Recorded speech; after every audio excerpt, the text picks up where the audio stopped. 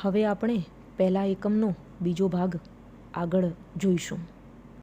દક્ષિણ ભારતના રાજ્યો. નર્મદા નદીની દક્ષિણમાં આવેલા રાજ્યોને દક્ષિણના રાજ્યો કહેવામાં આવે છે. 8મી સદીમાં ઉત્તર ભારતની જેમ દક્ષિણ ભારતમાં પણ અનેક નાના મોટા રાજવંશો સ્વતંત્ર થયા. તેમાંથી ચાલુક્ય, રાષ્ટ્રકૂટો, પલ્લવ, ચોલ, પાંડ્ય, ચેર જેવા રાજ્યવંશો વિશે ટૂંકમાં જાણકારી મેળવીએ. ચાલુક્ય વંશનો પ્રથમ રાજા જયસિંહ હતો. પુલકેશી પ્રથમે ઈસવીસન 540માં વાતાપીને રાજધાની બનાવીને અલગ સ્વતંત્ર રાજ્ય સ્થાપ્યું હતું. આ વંશ વાતાપી વર્તમાન સમયમાં બાદામીના ચાલુક્ય વંશ તરીકે ઓળખાયો. આ વંશમાં કીર્તિવર્મા, પુલકેશી પ્રથમ, પુલકેશી બીજો જેવા મહત્ત્વના શાસકો થઈ ગયા. વાતાપીના ચાલુક્યોની સત્તા નબળી પડી ત્યારે તેમની એક શાખા કૃષ્ણા અને ગોદાવરી નદીના વચ્ચેના પ્રદેશમાં સ્થાપિત થઈ. તેનો સ્થાપક વિષ્ણુવર્ધન હતો. આ પૂર્વીય ચાલુક્ય શાસકોએ પોતાની રાજધાની વેંગીમાં રાખી હોવાથી તેઓ વેંગીના ચાલુક્યો તરીકે ઓળખાયા. વાતાપી અને વેંગીની જેમ કલ્યાણીમાં પણ ચાલુક્ય વંશની એક શાખા હતી. આ ચાલુક્યો કલ્યાણીના ચાલુક્યો તરીકે ઓળખાયા. દક્ષિણમાં ચાલુક્ય વંશની પડતી થઈ ત્યારે રાષ્ટ્રકૂટ વંશની સત્તાનો ઉદય થયો. આ વંશનો સૌથી પ્રથમ રાજા ઇન્દ્ર પ્રથમને માનવામાં આવે છે. ગોવિંદ ત્રીજો રાષ્ટ્રકૂટ વંશના શાસકોમાં સૌથી વધુ શક્તિશાળી શાસક હતો. અહીં આપણે જોયું કે દક્ષિણ ભારતના રાજ્યો એટલે નર્મદા નદીની દક્ષિણમાં આવેલા રાજ્યો. 8મી સદીમાં જેમ ઉત્તર ભારતમાં નાના મોટા રાજવંશો સ્વતંત્ર થયા એમ દક્ષિણ ભારતમાં પણ નાના મોટા રાજવંશો સ્વતંત્ર થયા. એમાં ચાલુક્ય, રાષ્ટ્રકૂટો, પલ્લવ, ચોલ, પાંડ્ય, ચેર જેવા રાજ્યવંશો વિશે આપણે માહિતી મેળવીએ. ચાલુક્ય વંશનો પહેલો જે રાજા હતો એ હતો જયસિંહ. પુલકેશી પ્રથમે 540માં વાતાપીને રાજધાની બનાવી અને અલગ રાજ્ય સ્થાપ્યું હતું. એ વખતનું વાતાપી એટલે અત્યારનું બાદામી. આ વંશમાં કીર્તિવર્મા, પુલકેશી પ્રથમ અને પુલકેશી બીજો જેવા મહત્ત્વના રાજાઓ થઈ ગયા હતા. ચાલુક્યોની સત્તા નબળી પડી ત્યારે તેમની એક શાખા કૃષ્ણા અને ગોદાવરી નદીની વચ્ચેના પ્રદેશમાં સ્થાપિત થઈ અને એનો સ્થાપક હતો વિષ્ણુવર્ધન. વિષ્ણુવર્ધન પછી વાતાપી અને વેંગીની જેમ કલ્યાણીમાં પણ ચાલુક્ય વંશની એક શાખા હતી. આ ચાલુક્યો કલ્યાણીના ચાલુક્યો તરીકે ઓળખાયા. દક્ષિણમાં જ્યારે ચાલુક્ય વંશની પડતી થઈ એટલે રાષ્ટ્રકૂટ વંશની સ્થાપના થઈ અને રાષ્ટ્રકૂટ વંશની અંદર પહેલો રાજા એટલે ઇન્દ્ર પ્રથમ અને ગોવિંદ ત્રીજો એ રાષ્ટ્રકૂટ વંશનો સૌથી વધારે શક્તિશાળી રાજા માનવામાં આવે છે. આ સમયમાં યાદવ વંશના 2 રાજ્યો અસ્તિત્વમાં હતા, દેવગિરી અને દ્વાર સમુદ્ર. દ્વાર સમુદ્રમાં હોયસલ વંશનું શાસન હતું અને દેવગિરીમાં યાદવોનું શાસન હતું. દ્વાર સમુદ્ર હોયસલોની રાજધાની હતી અને દેવગિરી એટલે કે હાલનું દૌલતાબાદ યાદવોની રાજધાની હતી. દક્ષિણમાં કલ્યાણી ચાલુક્ય સામ્રાજ્યના પતન બાદ ત્યાં નવા રાજ્યોનો ઉદય થયો. તેમાં વરંગલના કાકતીય પણ હતા. કૃષ્ણા અને કાવેરી નદીઓ વચ્ચેના ભૂમિપ્રદેશ ઉપર તેમનું રાજ્ય હતું. વરંગલ તેમની રાજધાની હતી. આવો જ એક મહત્ત્વનો વંશ પલ્લવ વંશ પણ હતો. આ વંશની સ્થાપના બપ્પદેવે કરી હતી. તેમની રાજધાની કાંચીપુરમમાં હતી. મહેન્દ્રવર્મા પ્રથમ, નરસિંહવર્મા પ્રથમ અને નરસિંહવર્મા બીજો આ વંશના મહત્ત્વના શાસકો હતા. તાંજોર, ત્રિચિનાપલ્લી અને પુદુકોટ્ટઈ જ્યાં આવેલા છે ત્યાં મધ્યકાળમાં ચોલ મંડળનું રાજ્ય હતું. તાંજોર તેમની રાજધાની હતી. રાજરાજ પ્રથમ, રાજાધિરાજ પ્રથમ અને રાજેન્દ્ર પ્રથમ ચોલ વંશના મહત્ત્વના શાસકો હતા. દક્ષિણનું આવું એક પ્રાચીન રાજ્ય પાંડ્ય પણ હતું. પાંડ્યોનું રાજ્ય નાનું હતું પણ વેપારનું મોટું મથક હતું. આ સમયે તમિલથી અલગ થયેલા એક ભાગ પર ચેર વંશનું શાસન હતું. ચેરનું બીજું નામ કેરળ અથવા મલયાલમ છે. અયન ચેર વંશનો પ્રથમ શાસક હતો અને સેતુંગવન ચેર શાસકોમાં સર્વશ્રેષ્ઠ શાસક હતો. રાજપૂત યુગની શાસન વ્યવસ્થા. રાજપૂત યુગમાં વિવિધ રાજ્યવંશોનું શાસન હતું. એ સમયમાં શાસક રાજ્યવંશોમાં પરિવર્તનો આવતા, પરંતુ રાજનીતિક પરિસ્થિતિમાં કોઈ ફેરફાર જોવા મળતા નથી. રાજપૂત યુગમાં રાજાનું પદ વંશ પરંપરાગત હતું. રાજાનો જ્યેષ્ઠ પુત્ર રાજ્યાધિકારી બને તેવું નહોતું. રાજા પોતાના પુત્રોમાંથી ઉત્તરાધિકારી તરીકે કોઈ એક પુત્રને યુવરાજ બનાવતા. આ યુવરાજ પાછળથી રાજા બનતો. લોકો અથવા રાજ દરબારીઓએ ચૂંટણી કરીને અથવા પસંદગી કરીને રાજાઓની પસંદગી કરી હોવાના ઉદાહરણો છે. જેમ કે કાશ્મીરના યશસ્કરની બ્રાહ્મણોની સભાએ પસંદગી કરી હતી. આ સમયે મંત્રીઓના 2 પ્રકાર હતા, અમાત્ય અને સચિવો. અમાત્યનું કાર્ય મંત્રણા અને રાજનીતિ કરવાનું હતું અને સચિવોનું કાર્ય લડાઈ તથા સુલેહનું હતું. દરેક પ્રકારની નીતિનો અંતિમ નિર્ણય રાજા કરતો હતો. આ સમયે શાસનના અમલદારોમાં મહાપ્રતિહાર અને દંડનાયક જેવા હોદ્દાઓ અમલમાં હતા. નગરની સભાનો વડા નગરપતિ કહેવાતો. આ સમયમાં યાદવ વંશના 2 રાજ્યો અસ્તિત્વમાં હતા. એક દેવગીરી અને બીજું હતું દ્વાર સમુદ્ર. દેવગીરી અને દ્વાર સમુદ્ર. દેવગીરી છે એટલે કે હાલનું દૌલતાબાદ એ યાદવોની રાજધાની હતી અને દ્વાર સમુદ્ર છે હોયસલોની રાજધાની હતી. દક્ષિણમાં કલ્યાણી ચાલુક્ય સામ્રાજ્યના પતન પછી નવા રાજ્યોનો ઉદય થયો. તેમાં વરંગલના કાકતીય પણ હતા. એના પછી પલ્લવ વંશની સ્થાપના થઈ. પલ્લવ વંશની સ્થાપના બપ્પદેવે કરી હતી. તેમની રાજધાની કાંચીપુરમ હતી. એમાં મહેન્દ્રવર્મા પ્રથમ, નરસિંહવર્મા પ્રથમ અને નરસિંહવર્મા બીજો એવા અગત્યના રાજાઓ થઈ ગયા. તાંજોર, ત્રિચિનાપલ્લી અને પુદુકોટ્ટઈ જ્યાં આવેલા છે તે મધ્યકાળમાં આખું ચોલ મંડળ ગણાતું હતું.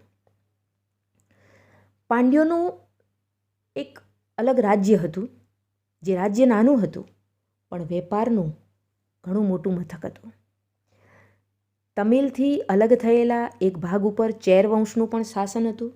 ચેરનું બીજું નામ કેરળ અથવા તો મલયાલમ. ચેર વંશનો પ્રથમ શાસક હતો સેતુંગવન. ચેર વંશનો પ્રથમ શાસક હતો અયન અને સેતુંગવન છે એ ચેર વંશનો સૌથી સર્વશ્રેષ્ઠ શાસક હતો. હવે આપણે જોઈશું રાજપૂત યુગની શાસન વ્યવસ્થા.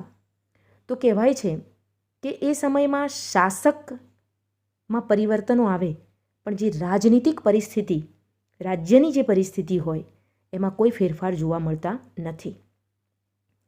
રાજપૂત યુગમાં રાજાનું પદ વંશ પરંપરાગત ગણાતું. રાજાનો જ્યેષ્ઠ પુત્ર જ યુવરાજ બને કે પાછળથી રાજા બને એવું નહોતું. રાજા પોતાના તમામ પુત્રોમાંથી કોઈ એક શ્રેષ્ઠ પુત્રને યુવરાજ બનાવતો અને પાછળથી મોટે ભાગે યુવરાજ જ રાજા બનતો. લોકો અથવા તો રાજ દરબારીઓએ પણ રાજાની પસંદગી કરી હોય એવા ઉદાહરણો એ સમયના જોવા મળે છે. જેમ કે કાશ્મીરના યશસ્કરની બ્રાહ્મણોની સભાએ પસંદગી કરી હતી. એ સમયે મંત્રીઓના 2 પ્રકાર જોવા મળે છે, અમાત્ય અને સચિવો. અમાત્યનું કાર્ય હતું મંત્રણા કરવી એટલે કે મિટિંગો કરવી અને રાજનીતિ કરવી એટલે કે રાજ્યને યોગ્ય નીતિથી ચલાવવું. જ્યારે સચિવોનું કાર્ય હતું લડાઈ અને સુલેહનું એટલે કે યુદ્ધ અને સંધિનું. દરેક પ્રકારની નીતિમાં અંતિમ નિર્ણય રાજાનો રહેતો. આ સમયે શાસનના અમલદારોમાં મહાપ્રતિહાર અને દંડનાયક જેવા હોદ્દાઓ પણ અમલમાં હતા અને નગરની સભાનો જે વડો હોય એને નગરપતિ કહેવામાં આવતો હતો. રાજપૂત યુગમાં ગ્રામીણ સંસ્થાઓનું મહત્ત્વ વિશેષ હતું. આ સંસ્થાઓનો એવો વિકાસ થયો કે મુઘલ કાળમાં પણ ગ્રામ પંચાયતનું મહત્ત્વ રહ્યું. ઉત્તરની જેમ દક્ષિણ ભારત પણ ગ્રામ પંચાયતને આધીન હતું. તેનો વડો, મુખી કે સરપંચ ગણાતો. કેટલીક બાબતોમાં ગ્રામસભા ન્યાય આપતી, પરંતુ રાજ્ય શાસનમાં ન્યાયતંત્રનો સર્વોચ્ચ વડો રાજા હતો. વેપાર વાણિજ્ય. રાજપૂત યુગમાં વાણિજ્ય વ્યવસ્થા ઉપર દેખરેખ રાખવા માટે એક અલગ વિભાગ હતો. આ વિભાગ વિદેશ ખાતેના વેપાર ઉપરની જકાત વસૂલ કરવાની, વસ્તુઓનું મૂલ્ય ઠરાવવાની અને રાજ્યમાં ઉપયોગી થતી વસ્તુઓ મંગાવવાની વગેરે વ્યવસ્થા કરતો.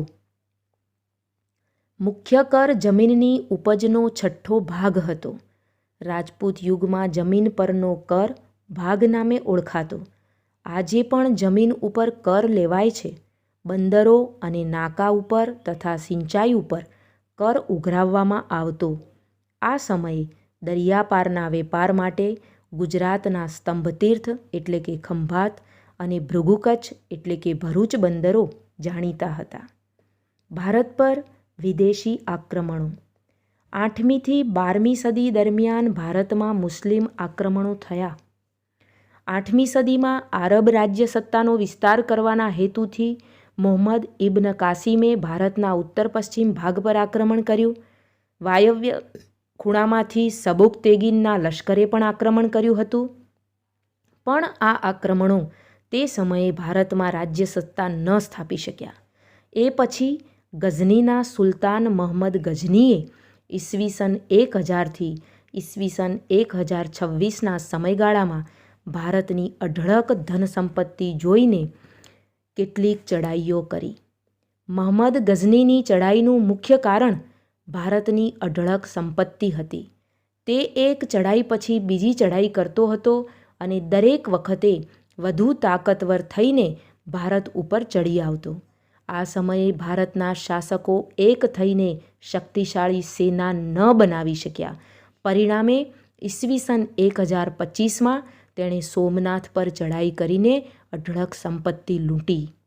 મહમ્મદ ગઝનીની ચડાઈ બાદ આશરે 150 વર્ષ બાદ પુનઃ ભારત ઉપર તે જ દિશામાંથી આક્રમણ થયું.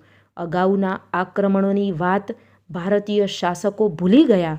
મહમ્મદ ગઝનીના અવસાન બાદ સત્તા માટે ગઝનીમાં લડાઈઓ ચાલુ હતી, પણ આ સમયે સત્તા સ્થિર થઈ નહોતી.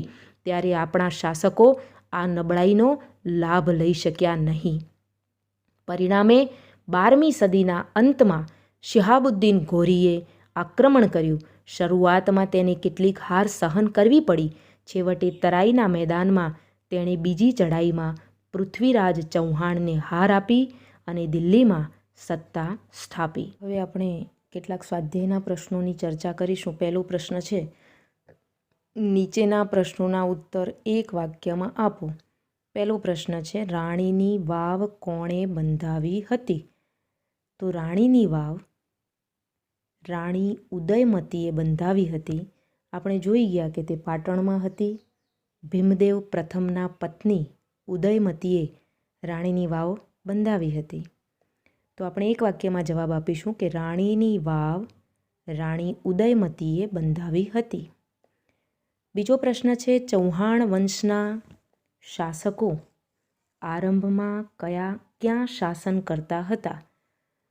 તો ચૌહાણ વંશના સ્થાપકો આરંભમાં ગુજરાત અને રાજસ્થાનના વિવિધ ભાગોમાં શાસન કરતા હતા. અણહિલવાડ પાટણની સ્થાપના કોણે કરી હતી?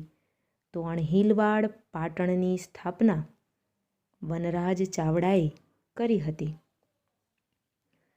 વાઘેલા વંશનો છેલ્લો શાસક કોણ હતો? વાઘેલા વંશનો છેલ્લો શાસક કર્ણદેવ વાઘેલા હતો. બીજો પ્રશ્ન અ છે, ટૂંક નોંધ લખો રાજપૂતોના ગુણો, જેની આપણે વિગતવાર ચર્ચા કરી છે. તમે જાતે લખવાનો પ્રયત્ન કરજો. રાજપૂત યુગનું વેપાર વાણિજ્ય, એની પણ આપણે ચર્ચા કરી છે. પ્રશ્ન નંબર 2, નીચેના પ્રશ્નોના ઉત્તર આપો. ઉત્તર ભારતના કોઈ પણ 3 મુખ્ય રાજ્યવંશોના નામ. તો ઉત્તર ભારતના મુખ્ય 3 વંશજોમાં કનોજનું ગઢવાલ રાજ્ય, બુંદેલખંડના ચંદેલો, પરમારો, અણહિલવાડના ચૌલુક્યો, એ તમે પાઠમાંથી શોધીને લખવાનો પ્રયત્ન કરજો. દક્ષિણ ભારતના કોઈ પણ 3 મુખ્ય રાજ્યવંશોમાં ચાલુક્ય, રાષ્ટ્રકૂટો, પલ્લવ વંશ, ચોલ વંશ, પાંડ્ય, ચેર, આ બધા વંશો. ગુજરાતનો પ્રથમ સુલતાન કોણ હતો? તો આપણને ખબર છે કે જફર ખાન, જે મુઝફ્ફર શાહ ધારણ કરીને ગુજરાતમાં સુલતાન તરીકે બેઠો હતો. ચોથો પ્રશ્ન છે, રાજમાતા મિનળ દેવીએ પ્રજા કલ્યાણના કયા કયા કાર્યો કર્યા હતા? તો રાજમાતા મિનળ દેવી એટલે સિદ્ધરાજ જયસિંહના માતા, અને મિનળ દેવીએ સોમનાથનો યાત્રાવેરો બંધ કરાવ્યો હતો. મલાવનું તળાવ બાંધકામ કરાવ્યું ત્યારે પણ એમણે પ્રજાના ન્યાય માટેનું કામ કર્યું હતું, જે વિગતવાર ચર્ચા કરી છે, તો લખવાનો પ્રયત્ન કરજો. પ્રશ્ન 3 છે, નીચે આપેલ વિકલ્પમાંથી સાચો વિકલ્પ શોધીને ઉત્તર લખો. ઉત્તર ભારતમાં કયા રાજાના અવસાન બાદ નાના નાના રાજ્યો સ્વતંત્ર થયા? તો સૌથી પહેલા ફકરામાં જ આપણે વાત કરી હતી કે ઉત્તર ભારતમાં હર્ષવર્ધનના અવસાન પછી, અને દક્ષિણ ભારતમાં પુલકેશી બીજાના અવસાન પછી. તો અહીં જવાબ આવશે હર્ષવર્ધનના. બુંદેલખંડનું રાજ્ય પાછળથી કયા નામે ઓળખાયું? તો જેજાક ભુક્તિના નામે. ત્રીજો પ્રશ્ન છે, માળવાના પરમાર વંશના શાસકોમાં નીચેનામાંથી કોનો સમાવેશ થતો નથી? તો અહીં રાજા ભોજ, મુંજ અને સિયક એ 3 પરમાર વંશના શાસકો છે. તો જવાબ આવશે કુમારપાળ. ચોથો પ્રશ્ન છે, 8મી સદીમાં બંગાળમાં કયા વંશનું શાસન હતું? ચંદેલ વંશનું, પરમાર વંશનું, પાલ વંશનું કે પ્રતિહારોનું? તો પાલ વંશનું શાસન હતું. 5મો પ્રશ્ન છે, રાણીની વાવ કયા વંશના શાસનકાળમાં બનાવવામાં આવી હતી? ચાવડા વંશના, સોલંકી વંશના, વાઘેલા વંશના કે મૈત્રક વંશના? તો અહીં જવાબ આવશે સોલંકી વંશના. અને બ છે, યોગ્ય જોડકા જોડો, જેમાં રાજ્યનું નામ આપેલું છે, સામે શાસકોનું નામ આપેલું છે. ખૂબ સહેલા પ્રશ્નો છે, તો એ તમે સ્વપ્રયત્ને લખવાનો પ્રયત્ન કરજો.